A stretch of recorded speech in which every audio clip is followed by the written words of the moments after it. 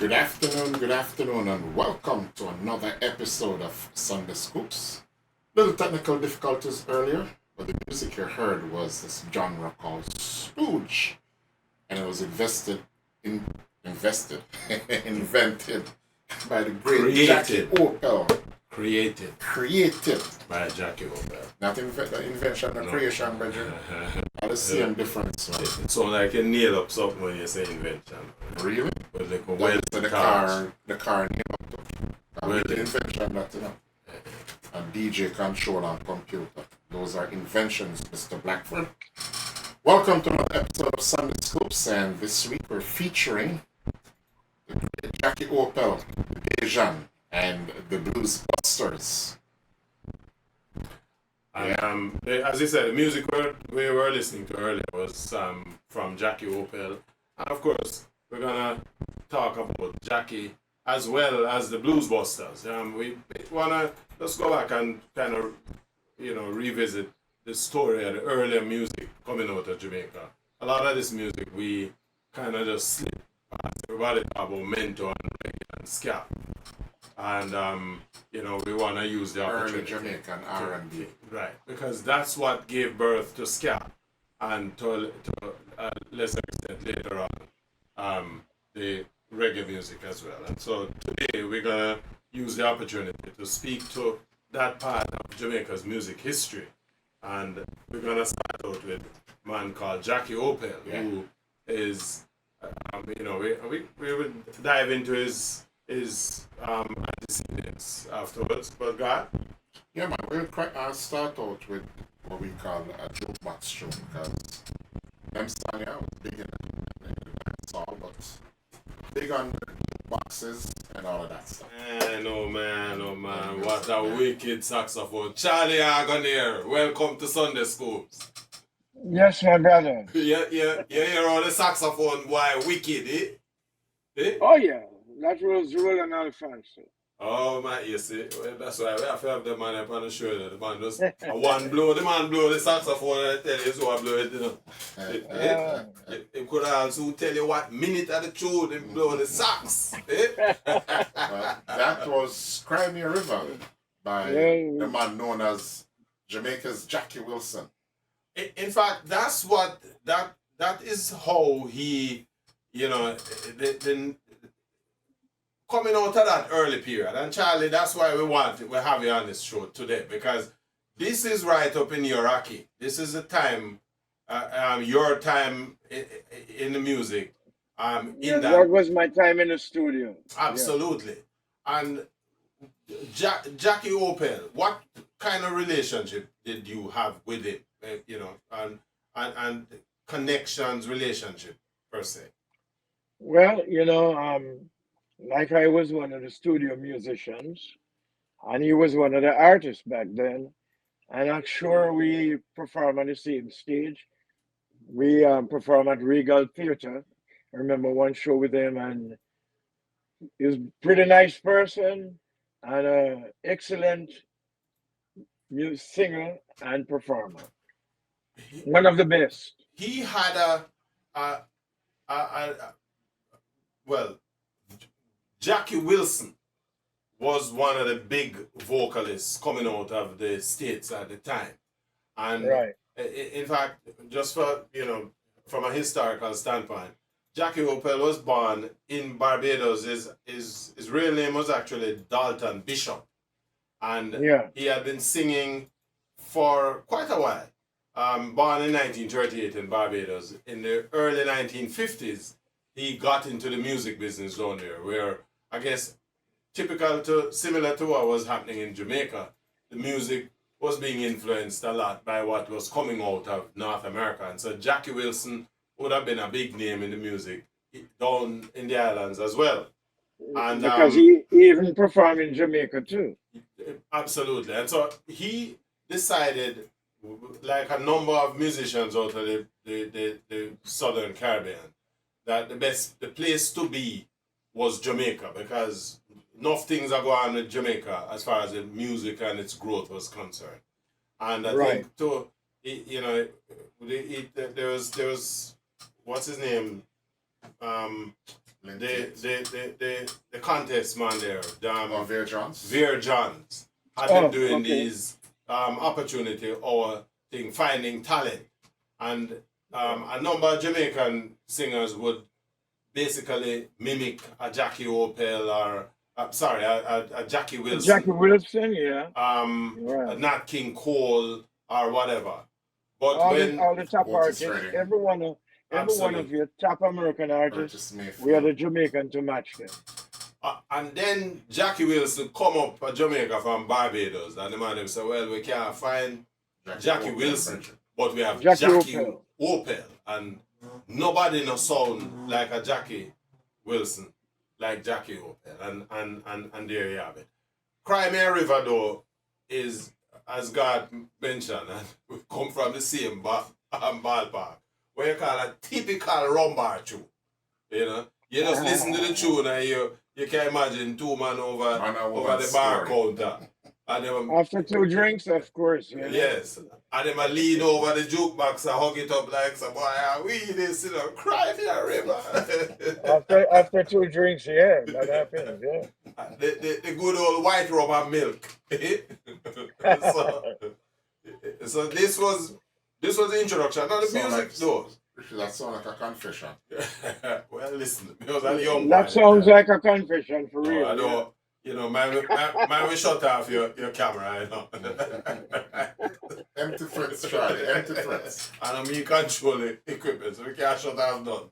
But seriously, Charlie, Yeah. this was blues in the real sense, is it? No, that was more in the R&B. rhythm and blues era in a slower form, yeah. Lord, man, Yeah. the son of blues say me. No, blues is different. Even though rhythm and blues have blues tonight. I it's got not the blues. whole night to make the don't to king, wrong, don't ding, look, That's blues. I think we need to do another show with you with some serious blues. But serious, but this was the era where the music was shifting a little bit, and you Yeah. know we have basically moved away from that mental calypso thing, and so you were getting this. The influence was heavy North American, correct? Right, right. And Yeah. to solidify the North American thing, here's a song which was covered from the Platters show. And that was My Prayer. Nice cover version by Mr. Jackie Opel, right there. Charlie, Yeah.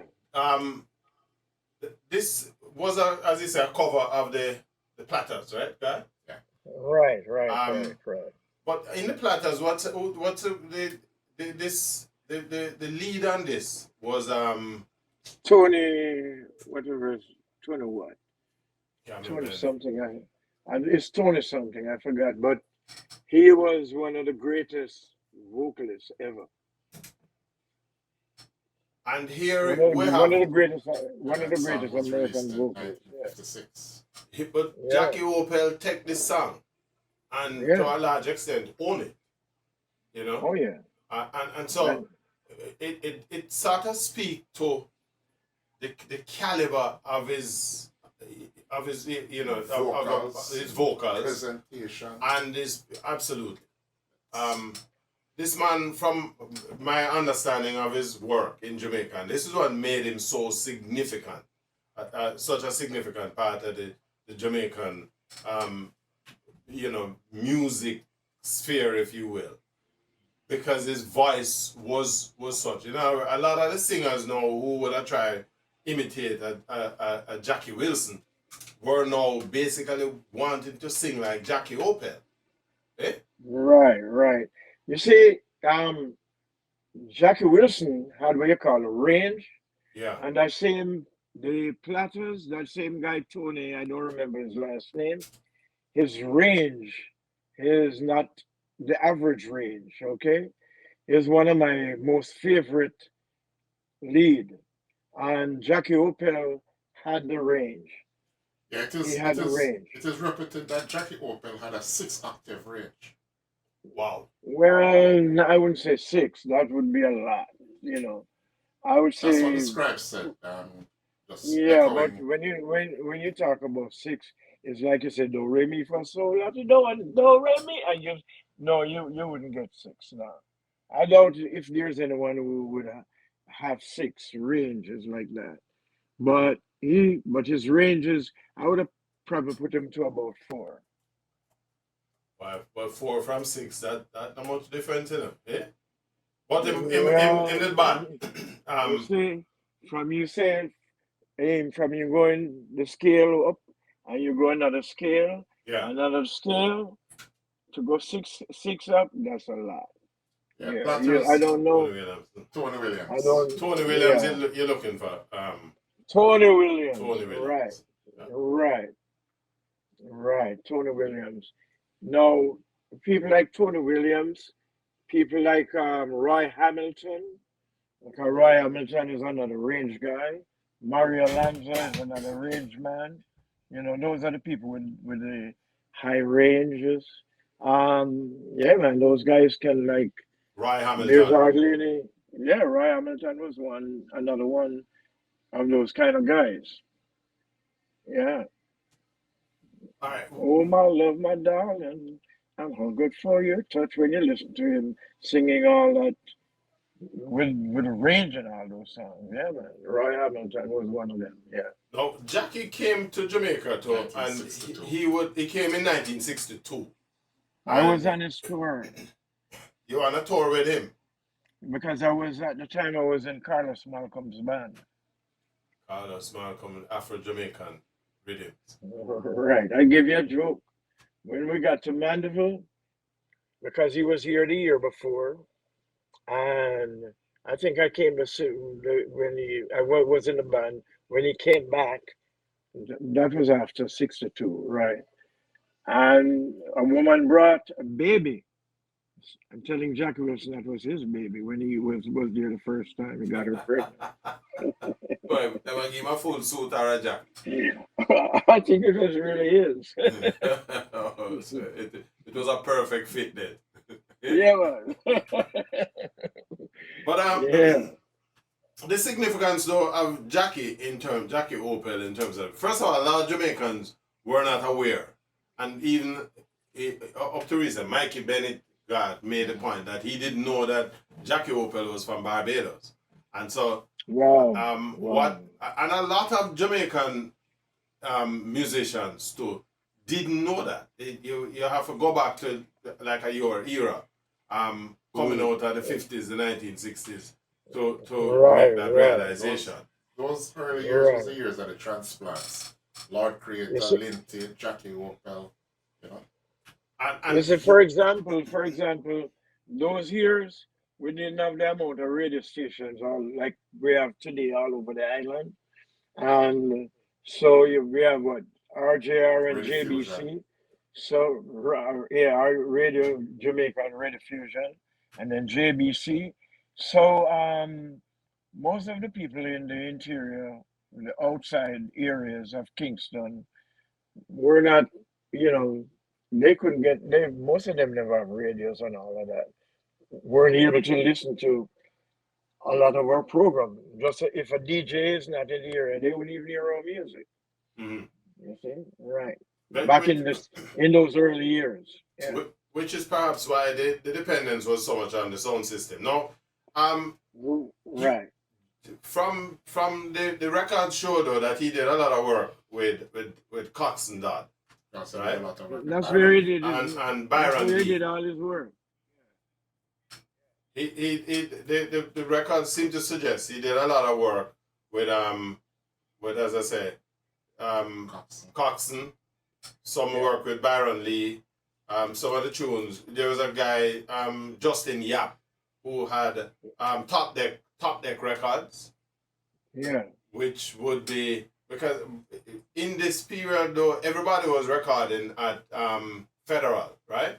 Right. So this research kind of caused me to dig up because I never know about Justin Yap at the time, and Justin Yap also featured with the other artists that we're gonna be looking at, which would have been Blues Busters. But clearly Right.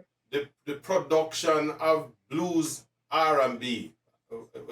R&B, where the shuffle come from? New Orleans. The- well, a little of that was peeping out of the music at the time too, and Right. but this was the sound that was coming out of Jamaica at the time. We're gonna touch a couple of the classics. I think by 62, 63, we're heading into the ska era, and Jamaica is now independent, eh? Mm. And so the new music, which was one of the reasons Jackie Opel said he came to Jamaica, is because this was kind of the heartbeat of the development of music within the Caribbean, and Right. Jamaica was not a slouch. I mean, we would have gone We through were recording, we had right. studios. Well, let me say this. Jamaica had some of the world's greatest musicians, horn players, guitarists, keyboard players. We had some real great musicians in Jamaica back in those years. Mhm. And we used to get visitors from here. Coltrane and all those people used to come to Jamaica and jam with our musicians. You see, back in Kingston, because um, we used to have a lot of jazz sessions. And when you listen to people like Roland Alfonso, Tama Makuk, Dizzy Johnny, and all this, it's straight up jazz you're listening to.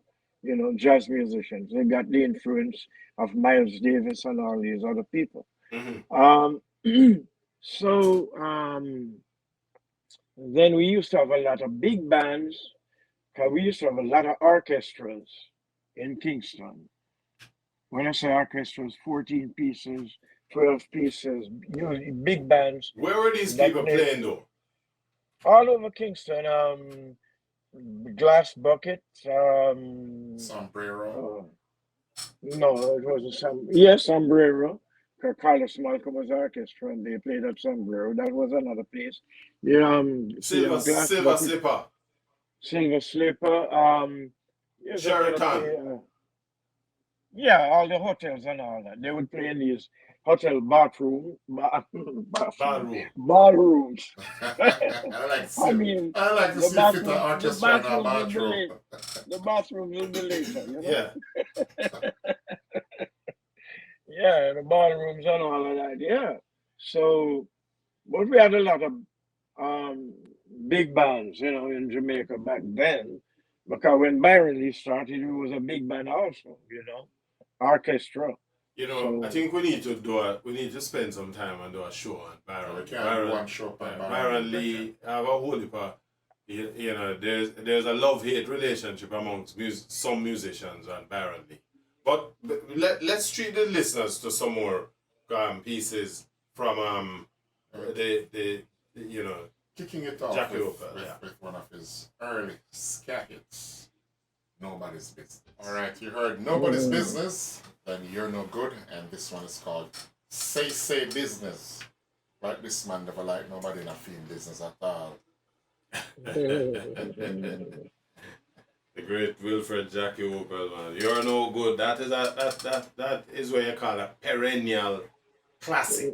Eh? you can hear the harmonica on that one too, clearly, you know. Are you that? Yeah, man. Well, so it's just a play harmonica back in the day. Mhm. Nobody's ever said I play mean, harmonica. it was loud in that mix, yeah. Charlie, why you think we draw for you for the show? Because we know say them tune you that, eh? And and more importantly, so we kind of wanted to get a feel of the atmosphere, you know, with having these guys around, the impact, your thoughts on his impact on the Jamaican music scene, Charlie. Well, the thing is, when you talk about great musicians, great singers, I mean, it was good to be around them. I was surrounded with people like Roland Alfonso, Tamamakuk, you know, Jackie Opel, Lord Creator, um, Winston Francis. I was talking with him yesterday and talking about how great his group was, called the Sheridans. So we're a lot of greatness, you know. I mean, it was great atmosphere, man. Yeah. How would you describe, just looking back, the whole business of having a Jackie Opel in Jamaica? At the time, our music was kind of trying to find its own footing, if you will. And here is a transplant coming out of Barbados, and its overall impact on the Jamaican music scene. Well, number one, he was a great, excellent recording artist because you just listen to the song "You're No Good." Yeah. That was a big hit. That was very popular in Jamaica. Um, and on stage, he controlled the stage. You see, like us again, we talk about the range. He was the kind of guy with that range, who could sing a song like Danny Boy, like about twice the range. You see, Mm-hmm. because to end it, Danny Boy is high, and he could go twice that range to end it. So he was that type of singer, and he was a cool brethren, man. He was cool. It was said Jackie that he was a Opel. good dancer too. Yeah, man. You see, Jackie Opel was like, let me see, like a Owen Gray in Jamaica. He was like a Owen Gray practice all these American. Well, let me say Kingston. Back then, somebody go up to the States and they come back with the latest moves. And everybody pick up the move. So if it was mashed potato, everybody pick up mashed potato. If it was shuffle, everybody shuffle. And whatever the dance was, jitterbug, we had our dancers in Jamaica to match them. We had Pluggy and Sparky and Pluggy, then Pluggy and Beryl, Fish. All those people were great dancers. So Jackie When Opel name was one Fish. of, yeah, That is a man. dancer, not a dance. That was a dancer, yeah. Listen, man, back then, hey, the Americans, I mean, I'm trying to, the Nicholson brothers were like the top dancers in America, right? And we had the guys in Jamaica that would put those guys to shame pretty much, man. Yeah. So Jackie Opel in Barbados was one of those kind of guys who imitate the American dancers, you know. So he was an excellent dancer, an excellent singer, in overall an excellent performer. Yeah. According to the records, they say he performed with a band at Coconut Creek Club in St. James in Barbados. Um, Hmm. and of course, as you said, you have expressed, his voice was really what made him popular. And he saw the opportunity to think. We're up on a break, Charlie, so let's take that break. Okay. And we're gonna come right back and we pick up with you on Okay. Jackie O. Came to Jamaica really determined in terms of his career development. He came to Jamaica with a purpose. Fell in the groove with the Jamaican ska, the Jamaican R&B, to a lesser extent some reggae, and then he took that and plugged it in back in Barbados to create a song that Barbados would identify with moving forward. So again, you're looking at this would have been late night mid the second half of the 1960s, eh? Yeah. And so a career like that is not something that you scoff at. Here is a man who, you know, the music was a major. What the music was him because he actually, when you look at his birth age and he was doing all of this thing and he wasn't even he was barely 25 years old. Eh? Yeah. And that is the case with a lot of Caribbean artists. They start out, I think, in a whole the music industry. Mm-hmm. The most successful people have always started in their teens or pre-teen. If you take, Jamaican music for instance, Keith and Tex, they were in the 13, 14. Dennis Brown, most 10 of the year artists, old. 10, yeah. Freddie McGregor. Freddie McGregor, Delroy Wilson, you know, little boys. Pre-teen years. Mm-hmm. And so The Jacksons, Michael Jackson. Which was, as he says, a feature apparently of the industry at the time. But certainly Jackie Opel was determined to take the knowledge that he generated out of Jamaica back to Barbados, where he plugged it into the Barbados social and music scene. And that you're misquoting Richie, but we just want everyone to know that before he came to Jamaica, he was an accomplished performer. Absolutely. And an accomplished artist. And I'm Yeah. not saying that he learned everything in Jamaica. No, additional information I'm just saying he gained. the influences that he got Right. from the being in Jamaica at the time when ska is finding its footing. And he would have been there to rock steady would have started to seep through a little reggae rock steady. And he basically can remember him coming out of Barbados where the Southern Caribbean was more calypso. And Jamaica was not a slouch either in terms of its own calypso influences as well. So to take all of that and kind of mold it together, Amalgamation, and create something that you could identify as Barbados, you have to give him that credit. Is a very significant and accomplished personality, music personality within the Caribbean area. Yeah, there was a song that he did with the Catalogues called "Ain't No Snake in Grass." It says a cover version. Yeah, what's his name? Roy Martin did that tune. If you were to being schooled here, Richard Thomas. Well, when me can Larry Marshall. When me can catch you up on a piece, this is supposed to be about the third time in all of the years that we work together. That we can find a tune. No, Yeah, but it's a collector's song. it's a big collector's tune. I think the original version was done by Roy Martin, and Larry Marshall when he just came on the scene, because Larry actually did there was a variation of the same tune that he did with Jackie Opel. I mean, for some reason we can't find any copy yet.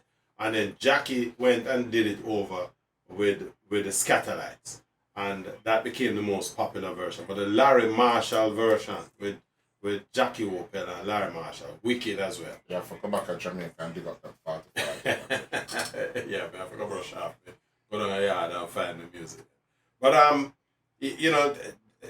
unfortunately though, again, as we said, all of these guys, they started out young and they were not around. I was shocked that because Jackie died in the 70s or 77 or something like that. Yeah, he would have been I don't think he was even 40 years old. When did he die? 1970.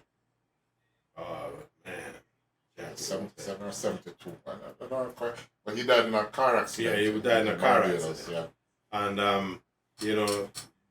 of course, he came early, went through strong, and, I guess that was just the time that he was given. But he certainly made his mark. Another big, big tune that he did, which is one of my favorite, the tune named Push Hood. For me, is not even this song very risque.